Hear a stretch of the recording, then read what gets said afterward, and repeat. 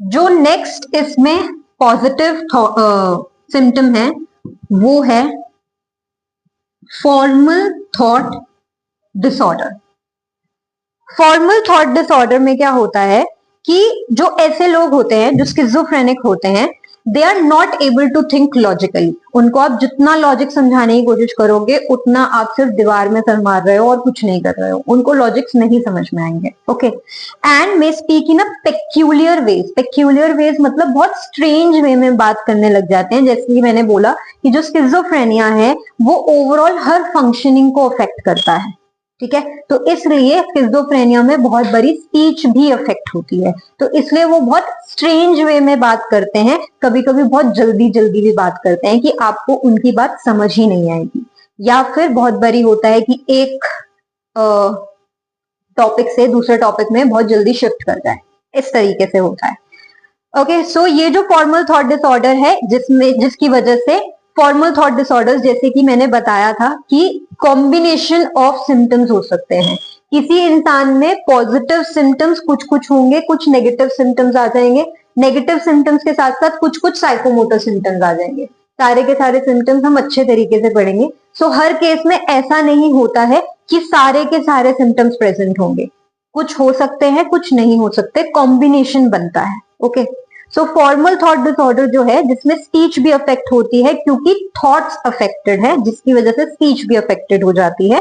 तो ऐसे लोग जो है ठीक तरीके से सोच नहीं पाते हैं, और इसलिए ऐसे लोगों के साथ में जो कम्युनिकेशन बिल्ड करना होता है वो पॉसिबल ही नहीं हो पाता है, बहुत ज्यादा इम्पॉसिबल सा हो जाता है, या फिर बहुत ज्यादा डिफिकल्ट हो जाता है उनकी बातें समझना। अब जो फॉर्मल थॉट डिसऑर्डर्स हैं उसके अंदर बहुत सारी चीजें आती हैं। जैसे सबसे पहले है लूजनिंग ऑफ एसोसिएशंस, जिसको हम बोलते हैं डिरेलमेंट। डिरेलमेंट क्या होता है, ऐसे लोग क्या करते हैं, अब अगेन किसी में डिरेलमेंट हो सकता है, किसी में कुछ और हो सकता है। डिरेलमेंट में क्या होता है, जिनको डिरेलमेंट होता है वो एक टॉपिक से दूसरे टॉपिक में बहुत जल्दी जल्दी शिफ्ट करते हैं, तो आप उनसे एक प्रॉपर कम्युनिकेशन बिल्ड ही नहीं कर पाओगे, क्योंकि वो एक बात को कंप्लीट भी नहीं करेंगे और दूसरे टॉपिक पे शिफ्ट हो जाएंगे। This is derailment. Next is neologism, जिसमें वो अपने ही वर्ड्स इन्वेंट करते हैं, अपने ही फ्रेजेस इन्वेंट करते हैं। That is why we are saying formal thought disorder में स्पीच बहुत पेक्यूलर हो जाती है, यानी कि बहुत स्ट्रेंज हो जाती है, ठीक है। नेक्स्ट इज पर्सिवरेशन, जिसमें इनअप्रोप्रिएट रेपिटेशन होते हैं of the same thought. Same चीज बार बार रिपीट करते रहेंगे, आप इरिटेट हो सकते हो उनकी इस बात से, मतलब एक लेमैन ऑफ कोर्स इरिटेट हो जाएगा कि बार बार सेम बात रिपीट करते रहते हैं। तो इसमें से फॉर्मल थॉट डिसऑर्डर में कुछ भी हो सकता है इंसान को, any symptom can be present, वो केस टू केस डिपेंड करेगा, ठीक है। कोई प्रॉब्लम? ओके, नेक्स्ट जो इसका सिम्टम है वो है hallucinations. Hallucinations, we all have heard about hallucinations. क्या होते हैं hallucinations? जो भी पता है। ओके,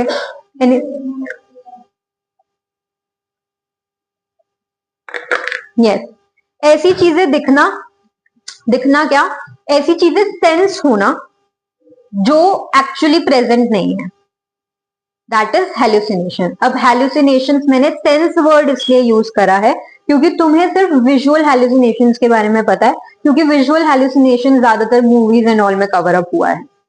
इसके अलावा और भी हेल्यूसिनेशंस होते हैं, तो किसी भी सेंस का हेल्यूसिनेशन हो सकता है। तो sensing anything that is not present is hallucination. Okay, so to be precise, perceptions that occur in the absence of external stimuli is hallucinations. अब hallucinations बहुत सारी तरीके की होती हैं। First is auditory hallucination. Auditory hallucination में of course ऐसा होगा, नाम से समझ में आ रहा है कि लोगों को उस इंसान को लगेगा, स्किज़ोफ्रेनिक को लगेगा कि उससे कोई बात कर रहा है, जबकि एक्चुअली उससे कोई बात नहीं कर रहा। अब ऑडिटरी हेल्यूसिनेशन दो तरीके की होती हैं, एक सेकंड पर्सन होता है, एक थर्ड पर्सन होता है।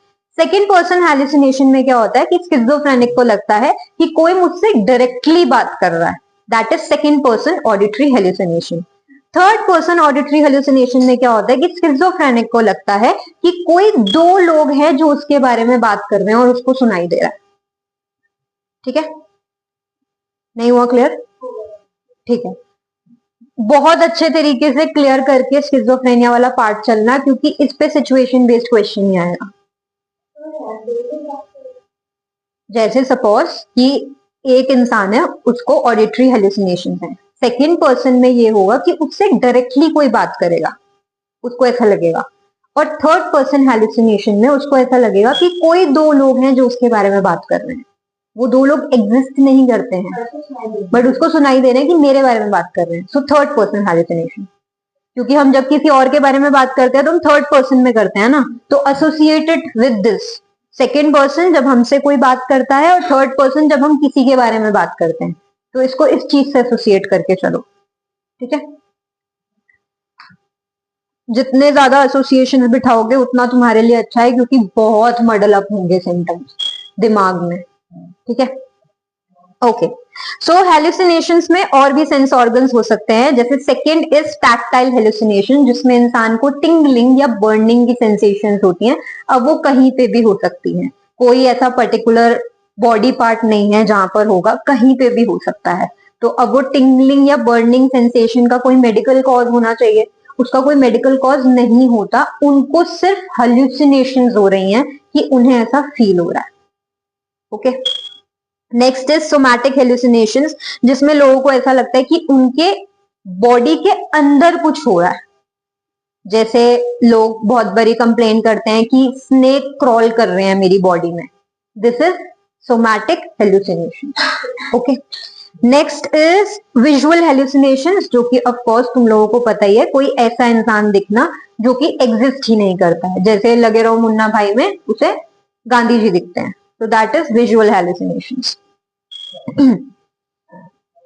अब इसके अलावा विजुअल हेलुसिनेशन सिर्फ ऐसा नहीं होता है कि ऐसा कोई इंसान दिखेगा जो एग्जिस्ट नहीं करता है या मर चुका है, ऐसा भी हो सकता है कि ऑब्जेक्ट्स बहुत अनयूजुअल दिख सकते हैं, जो उसकी एक्चुअल इमेज है वो नहीं दिखेगी, कुछ और ही दिखेगा। जैसे हमारे पास में एक पेशेंट आती थी, उसको ऐसा लगता था कि बेसिकली उनको ये डिल्यूजन था कि उनके ऊपर किसी ने कुछ कर रखा है, सो डिल्यूजन ऑफ परसिक्यूशन, ठीक है।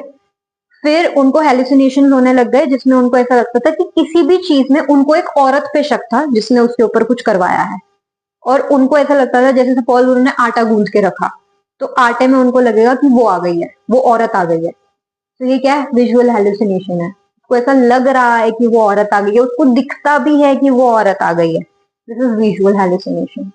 Okay, next is gustatory hallucinations. Gustatory में फूड या ड्रिंक्स की जो टेस्ट आएगा वो बहुत अनयूजुअल आएगा। कुछ भी हो सकता है, जैसे देयर वाज दिस पेशेंट जिसको किसी ने जहर पिलाने की कोशिश करी थी, बट वो इंसान बच गया था, तो लेकिन उसको ये हेलुसिनेशन बैठ गई, मतलब उसको ये बैठ गया उसके दिमाग में कि हर चीज उसको जहर जैसी टेस्ट हो रही थी, हर चीज, क्योंकि उसको किसी ने जहर देकर मारने की कोशिश करी थी। तो ऐसे केसेस भी हैं। Okay, then next is olfactory hallucination, जिसमें इंसान को किसी एक चीज का स्मेल आ सकता है, जिससे भी ट्रॉमा हुआ है, जिससे वो ट्रिगर हो गया है। सो कोई भी चीज का स्मेल आना या फिर फील होना is all, sorry, all factory में सिर्फ स्मेल वाली चीज आएगी।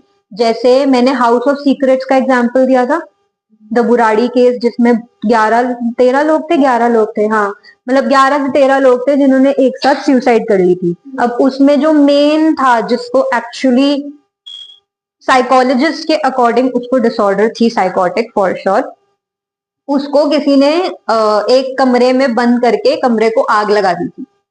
तो फिर उसको हर जगह जो है वही स्मोक महसूस होती थी, उसको उसी स्मोक की स्मेल आती थी हर जगह। This is all factory hallucinations. Okay, so with this hallucinations are over, then we have is inappropriate affect.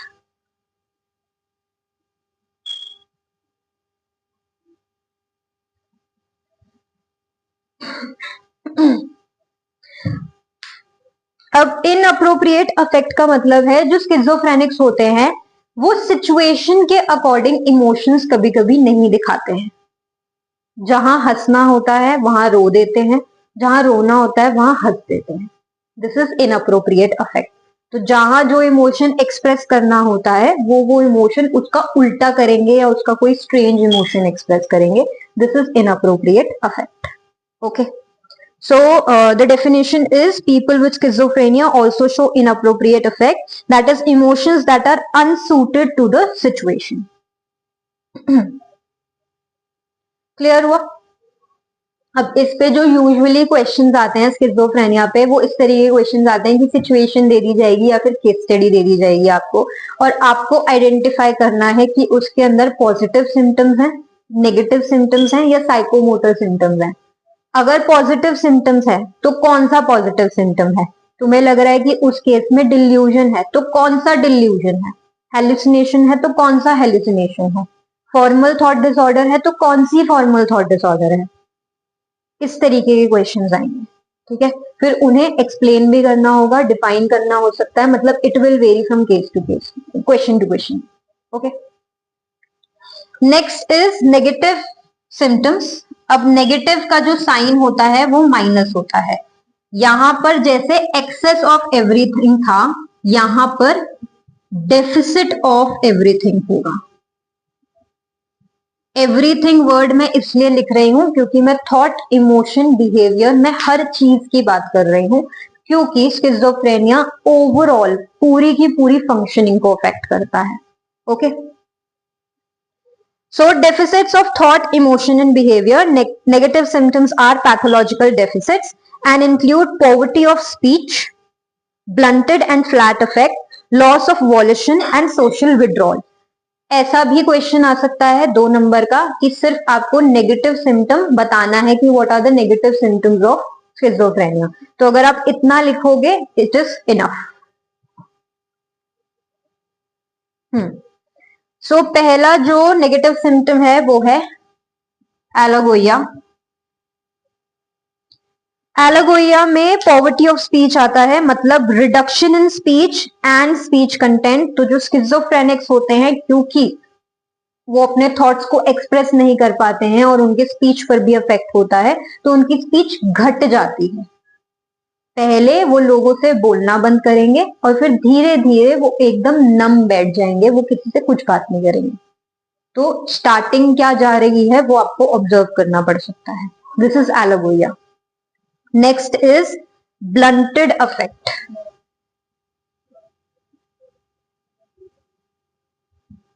इसके लिए ना मैं ग्रुप पे ना ये पूरी पीडीएफ भेज दूंगी, क्योंकि आई नो इसमें जिस तरीके का फॉन्ट यूज हो रखा है ढंग से दिख नहीं रहा है, मैं बोल्ड भी नहीं किया है मैंने. तो I will send the PDF. जब भी प्रॉब्लम लगे तो पीडीएफ खोल लेना. कहाँ बुक में ढूंढने बैठोगे. ओके. ब्लंटेड अफेक्ट में ब्लंटेड अफेक्ट को तुम इस तरीके से रिलेट करो कि जितनी भी फीलिंग्स और जितने भी इमोशंस होते हैं उसमें एक रिडक्शन आ जाता है. एंगर जितना शो करना चाहिए किसी सिचुएशन में उससे कम शो करेंगे. रोना जितना चाहिए उससे कम रोएंगे. खुशी जितनी व्यक्त करनी चाहिए उससे कम व्यक्त करेंगे. This is blunted affect, sorry. Next is flat affect. Flat affect में एकदम ही खत्म, कुछ नहीं शो करेंगे. खुशी दिखानी चाहिए, कोई खुशी नहीं होगी, नमनेस होगी. दुख दिखाना चाहिए, कोई दुख नहीं होगा, नमनेस होगी. ठीक है. देयर वाज अ पेशेंट जिसमें पहले उनके फादर की डेथ हुई इन अ road accident.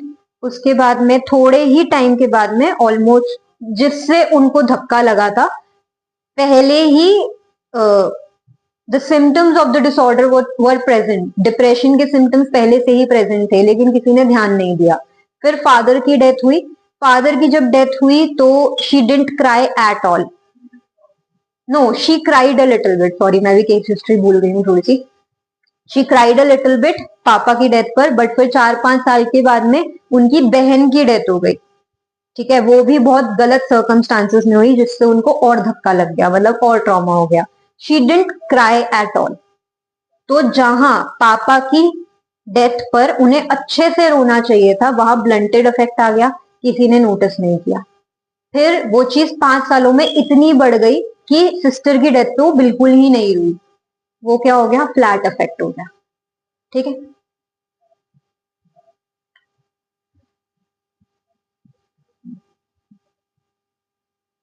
Next is evolution.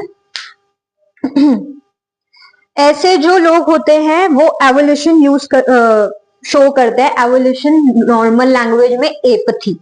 उनको नहीं फर्क पड़ता कि आप क्या फील कर रहे हो, उनको बिल्कुल फर्क नहीं पड़ेगा। That is apathy. So empathy या सिंपथी का उल्टा apathy. Okay, so inability to start और complete a course of action. कुछ बनाना करना शुरू करेंगे लेकिन उसको कंप्लीट नहीं कर पाएंगे। ऑल्सो ऐसे जो डिसऑर्डर्स के लोग होते हैं वो सोशली अपने आप को विड्रॉ कर लेते हैं और अपने आइडियाज और फैंटेसीज पे प्रॉपरली फोकस्ड हो जाते हैं। वो पूरे टाइम अपने ही धुन में रहेंगे, अपनी ही थॉट्स में रहेंगे। वो लोगों से बात भी करना छोड़ देंगे। और साथ साथ अगर स्पीच वाली प्रॉब्लम आ गई है, तो मतलब अगर उनकी स्पीच कम हो गई है, तब तो आप भूल ही जाओ कि वो कुछ भी एक्सप्रेस करेंगे, क्योंकि उनकी स्पीच रिडक्शन भी हो गई है। तो देयर वाज दिस केस जो बहुत बिगड़ा हुआ आया था। तो उसमें एंड में तो ऐसा हो गया था कि वो जो बोल रही थी उसमें बहुत गैप आ रहा था। She was speaking so furiously कि आप उनकी बात समझ ही नहीं पाओगे। एज इफ उनकी जबान इतनी हेवी हो गई है कि वो ढंग से वर्ड्स ही नहीं बोल पा रही हैं, वो ऐसा लग रहा था। तो which was a speech reduction. ठीक है।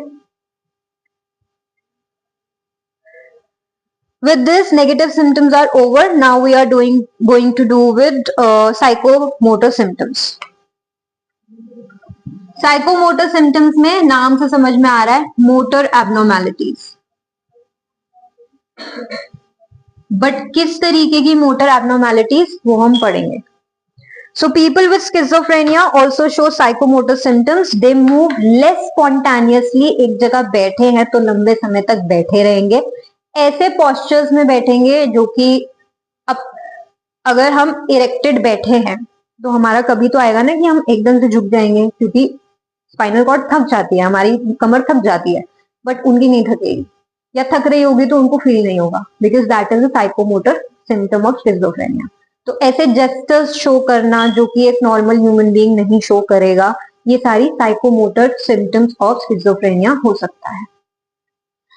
अब जो सिम्टम्स होते हैं वो इतने ज्यादा जा सकते हैं कि उनको हम बोलते हैं catatonia.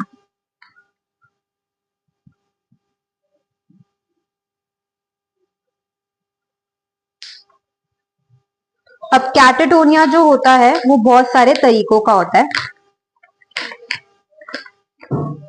First is catatonic stupor. Catatonic stupor में जो लोग होते हैं वो मोशनलेस और साइलेंट बैठते हैं for long stretches of time. जैसे बैठे हैं वैसे ही बैठे रहेंगे, मोशनलेस, बिल्कुल नहीं हिलेंगे। शुरुआत होगी आधे पौने घंटे से, ध्यान नहीं देंगे तो एक एक डेढ़ घंटे पे जाएगा। आधा आधा दिन वैसे बैठे रहेंगे, पूरे पूरे दिन वैसे बैठे रहेंगे, सोएंगे नहीं, कुछ नहीं करेंगे, वैसे ही बैठे रहेंगे, ऐसा होता है। Next is catatonic rigidity. Catatonic rigidity में एक रिजिड अपराइट पोस्चर मेंटेन करके रखेंगे फॉर आवर्स। तो do not get confuse. Stupor में वो मोशनलेस बैठ रहे हैं, बट जरूरी नहीं है कि एकदम स्ट्रेट बैठे होंगे, लेकिन रिजिडिटी में एकदम एक रिजिड पोस्चर मेंटेन करके रखेंगे for hours. Then posturing, catatonic posturing, जिसमें ऐसे पोस्चर बनाना जो कि बहुत ज्यादा ऑकवर्ड हो सकते हैं, बिजार पोजिशंस होते हैं for long period of time. जैसे फॉर एग्जाम्पल, आई नो तुम लोगों के लिए इमेजिन करना बहुत मुश्किल है ये सारे के सारे सिम्टम्स, इसलिए आई एम ट्राइंग कि मैं तुम्हें ज्यादा से ज्यादा एग्जाम्पल दूं। जैसे अगर तुम कभी हम जमीन पे बैठते हैं क्रॉस लेग्स करके, तो हमारा पैर, अगर तुम लंबे समय के लिए बैठ गए तो तुम्हारा पैर सो जाता है, सेंसेशन फील होती है पैर में, किसी एक पैर में फील हो जाएगी, ठीक है। उनको ये सब फील नहीं होता। तुम नॉर्मल क्रॉस लेग्स करके बैठे हो तो तुम्हें ये फील हो रहा है, वो कोई योगिक आसन कर सकते हैं।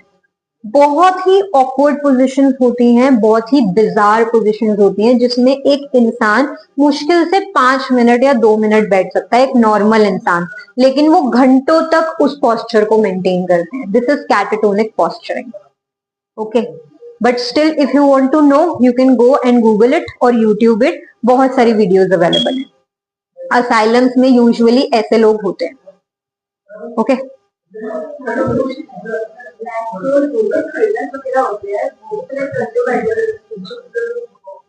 कौन से यौगिक?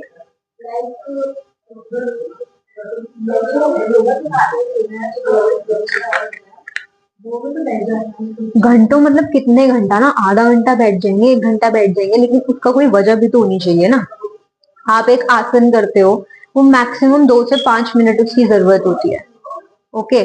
उसके बाद में आपको फिर दोबारा नॉर्मल पोजिशनिंग में आकर दोबारा से, अगर आप किसी और क्लास को सिखा रहे हो तो दोबारा से आप वो पॉस्चर करोगे. लेकिन घंटों तक सेम पॉस्चर में बैठना इज नॉट नॉर्मल. वो तो कोई योगा इंस्ट्रक्टर भी आई गेस नहीं करता है. हम्म. हम्म.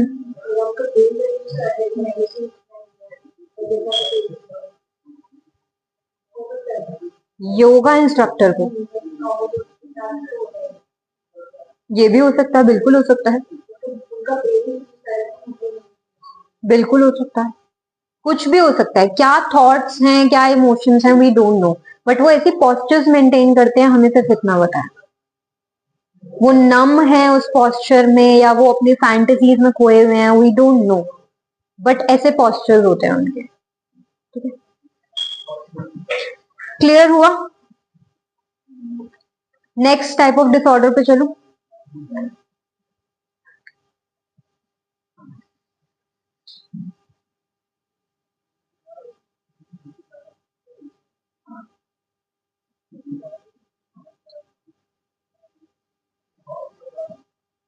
Neuro developmental disorders. ये डिसऑर्डर्स हमने पहले भी कर रखे हैं, मतलब इसमें से हमने 2 पहले कर रखे हैं. एक एडीएचडी हमने पिछले साल कर रखा है, इंटेलेक्चुअल डिसेबिलिटी हमने चैप्टर 1 में कर रखा है. ओके. एक और नया है जो हम अच्छे से पढ़ेंगे, लेकिन इसमें भी हम एडीएचडी वगैरह सब कुछ अच्छे से पढ़ेंगे. सो न्यूरो डेवलपमेंटल डिसऑर्डर जो है, कॉमन फीचर जो है न्यूरो डेवलपमेंटल डिसऑर्डर का, वो ये है कि वो अर्ली एजेस में होंगे, क्योंकि वो न्यूरो डेवलपमेंटल डिसऑर्डर्स हैं, यानी कि डेवलपिंग एजेस में होंगे, और न्यूरोलॉजिकल है, जो कि स्टिग्मा अटैच्ड है इन सब चीजों के साथ में, कि भाई हमारा बच्चा पागल है या हमारे बच्चे को किसी पागलों के डॉक्टर के पास लेके जाना पड़ेगा, एक्सेट्रा एक्सेट्रा. तो it's a stigma attached. It's a neuro developmental disorder, neurological disorder है. न्यूरॉन्स कुछ प्रॉब्लम्स हैं ब्रेन के अंदर. हम ये नहीं बोल रहे हैं कि बच्चा पागल है, बच्चा पागल नहीं है, बच्चा ट्रीट हो सकता है. ठीक है. सो this is neuro developmental disorder. जो सिम्टम्स होते हैं वो जब बच्चा स्कूल एंटर करने वाला होता है उससे पहले ही अपीयर हो जाते हैं, यानी कि अर्ली स्टेजेस ऑफ स्कूलिंग में सिम्टम्स प्रेजेंट होते हैं. जो माँ बाप ध्यान नहीं दे रहे हैं तो वो उनकी गलती है, बच्चे की गलती नहीं है. सिम्टम्स पहले से प्रेजेंट होते हैं. अब ये जो डिसऑर्डर्स हैं ये बच्चे की पर्सनल, सोशल और एकेडमिक और ऑक्यूपेशनल फंक्शनिंग को हैम्पर करते हैं. And again personal, social, academic में सब कुछ आ गया. बच्चे का अंदर सेल्फ डाउट भी आएगा, सेल्फ डाउट आएगा तो सेल्फ एस्टीम गिर जाएगा. सेल्फ एस्टीम गिर जाएगा अगर आपने फिर भी ठीक नहीं करवाया तो आगे बच्चे को डिप्रेशन हो सकता है, एंग्जाइटी हो सकता है, a lot of things are there. तो ट्रीट करवाना बहुत जरूरी है. अब इसमें क्या होता है, देयर आर डेफिसिट्स और excesses in a particular behaviour, या फिर जो एज अप्रोप्रिएट बिहेवियर होता है जिसको हम मेडिकल टर्म्स में माइलस्टोन्स बोलते हैं. माइलस्टोन्स अचीव करने में देरी होती है. ओके. अब ये जो डिसऑर्डर्स हैं अगर हम अटेंड नहीं करेंगे तो मोर सीरियस और क्रॉनिक डिसऑर्डर्स होते हैं, जैसे जैसे बच्चा एडल्टहुड में मूव करेगा. जो कि मैंने बोला कि डिप्रेशन, एंग्जाइटी कुछ भी हो सकता है बच्चे के अंदर, क्योंकि हर दिमाग अलग है, हर दिमाग हर सिचुएशन को बहुत डिफरेंट तरीके से लेगा. अभी भी यहाँ 5 लोग बैठे हैं, 6 मेरे को भी मिला लो, एक सिचुएशन को ये 6 लोग बहुत ही डिफरेंट तरीके से देखेंगे. इसलिए वी नेवर नो कि अगर बच्चे को ये सारी सिम्टम्स हैं तो वो आगे किस तरीके से उसको लेके जाएगा. सो पहली जो डिसऑर्डर है under neuro developmental disorder is attention deficit hyper activity disorder, ADHD.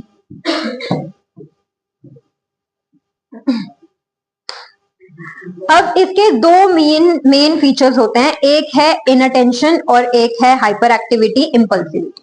ठीक है, इनअटेंशन, हाइपर एक्टिविटी, इम्पल्सिविटी। पहले समझ लेते हैं कि इनअटेंशन क्या होता है। What do you think is inattention? Already पढ़ चुके हैं क्लास 11 में, प्लीज इसका आंसर सही देना। अटेंशन ना दे पाना। हाइपर एक्टिविटी,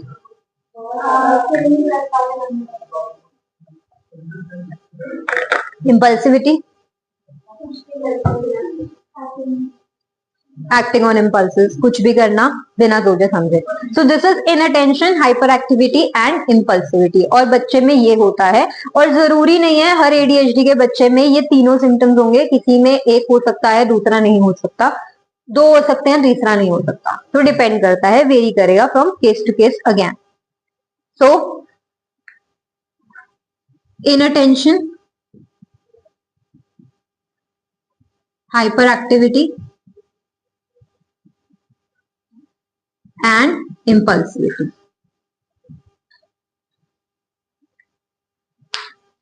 इनअटेंशन, तो जो बच्चे इनअटेंटिव होते हैं, they can not sustain their attention for longer period of time on a certain thing, या जो भी चीज उन्हें बोरिंग लगती है वो नहीं कर पाते हैं उस पर अटेंशन पे। अब ऐसा नहीं है कि वो सिर्फ पढ़ाई में नहीं पे करेंगे अटेंशन, वो खेलते टाइम भी अटेंशन नहीं पे कर पाते हैं। तो आप ये नहीं बोल सकते हो कि बच्चा मस्ती कर रहा है, उसको पढ़ाई नहीं करना है, वो पढ़ाई का चोर है। नहीं, बच्चा अटेंशन नहीं पे कर पा रहा है। You just have to look closely. अब ऐसे जो बच्चे होते हैं उनको इंस्ट्रक्शंस फॉलो करने में भी दिक्कत होती है। जो कॉमन कंप्लेंट्स होते हैं वो ये होते हैं कि बच्चा सुनता नहीं है, कॉन्सेंट्रेट नहीं करता है, इंस्ट्रक्शंस फॉलो नहीं करता, डिसऑर्गेनाइज है, डिस्ट्रैक्ट हो जाता है, बहुत जल्दी भूल जाता है, असाइनमेंट्स पूरे नहीं करता है, इंटरेस्ट लूज कर देता है इन बोरिंग एक्टिविटीज। यही सिम्टम्स तुम्हें मेंशन करने होंगे when you are describing inattention. Moving on to impulsivity, तो जो बच्चे इम्पल्सिव होते हैं वो अपने इमीडिएट रिएक्शंस या इमीडिएट अर्जेस को कंट्रोल ही नहीं कर पाते हैं और सोच नहीं पाते हैं कि किसी भी सिचुएशन में एक्ट करने से पहले क्या करना है। वो नहीं सोच पाते, वो बस कर देंगे। ऐसे बच्चों को वेट नहीं की जाती, अगर वो खेल भी रहे हैं तो टर्न का वेट नहीं करेंगे because they are impulsive. Resisting immediate temptations और डीलिंग ग्रेटिफिकेशन, दो बच्चे के अंदर सेल्फ कंट्रोल नहीं है। इसके अलावा ऐसे बच्चों के साथ में बहुत बड़ी मिसहैपनिंग्स भी हो जाती हैं, क्योंकि again they are functioning on their impulses. दौड़ना है तो बस बिना देखे सड़क पे दौड़ना है, उनको नहीं दिखेगा कि सामने से गाड़ी आ रही है और मुझे मार देगी, तो उनके साथ में एक्सीडेंट्स होना बहुत ज्यादा नॉर्मल हो जाते हैं क्योंकि वो इम्पल्सिव है। Next, if we talk about hyperactivity, बहुत सारी फॉर्म्स होती है हाइपर एक्टिविटी की। तो जो बच्चे एडीएचडी से जूझ रहे होते हैं, कांस्टेंट मोशन में रहते हैं, लाइक बैठे बैठे हिलते रहेंगे, उनका कांस्टेंट मोशन होता है। बच्चा कुछ भी कर सकता है, रूम में बैठेगा ही नहीं, इधर उधर घूमता रहेगा एमलेसली, कहीं पे चढ़ जाएगा, कहीं पे कूदेगा। बेसिकली उसके अंदर बहुत ज्यादा एक्टिव वो है, एनर्जी है जो वो कहीं पे यूटिलाइज नहीं कर पा रहा है। देन इसको अगर हम पेरेंट्स और टीचर्स जो डिस्क्राइब करते हैं, वो ड्रिवन बाय अ मोटर या फिर always on the go and talk incessantly. Talk incessantly मतलब बहुत जल्दी बात करेंगे और बहुत लाउडली बात करेंगे। कभी भी देखना जिस बच्चे में हाइपर एक्टिविटी होगी ना, वो बहुत लाउडली बात करेगा और बहुत जल्दी बात करेगा। That is the first sign of hyperactivity. बैठे बैठे हाथ पैर हिलाते रहना, हाइपर एक्टिविटी। ठीक है, इस तरीके के सिम्टम्स बच्चे के अंदर होते हैं।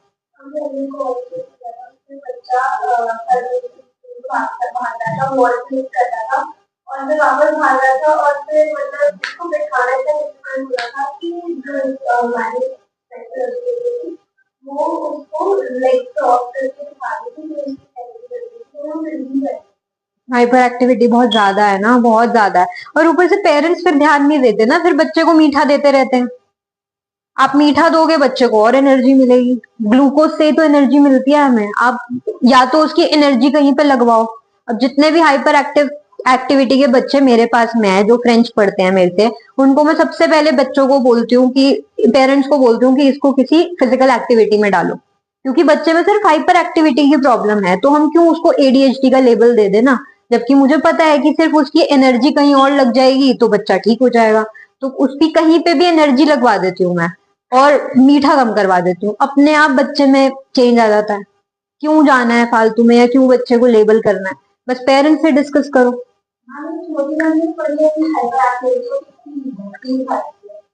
आजकल ज्यादातर बच्चों में हाइपर एक्टिविटी इसलिए क्योंकि हमारा लाइफस्टाइल खराब है।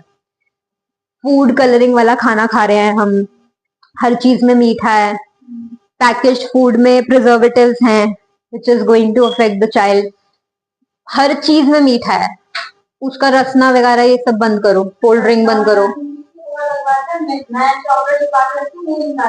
तो चॉकलेट से उसको एनर्जी मिल रही है, उसकी चॉकलेट कट डाउन करवाओ, उसका मीठा एकदम कट डाउन करवाओ। तो फिर एग्जैक्टली फिर तेरे को भी कुछ सैक्रिफाइस करना पड़ेगा। हाँ, तो तेरे को भी कुछ सैक्रिफाइस करना पड़ेगा। चॉकलेट खानी है तो बाहर जाके खाओ, घर में मत लाओ। घर में लाओगे स्वीट से उसकी हाइपर एक्टिविटी कभी कंट्रोल नहीं होगी, और अभी 3 साल की है, अभी कंट्रोल हो जाएगा, बाद में और बढ़ जाएगा। ठीक है, आगे चलो। और नेक्स्ट डिसऑर्डर नेक्स्ट क्लास में करेंगे, बिकॉज फिर तुम लोग लेट हो जाओगे।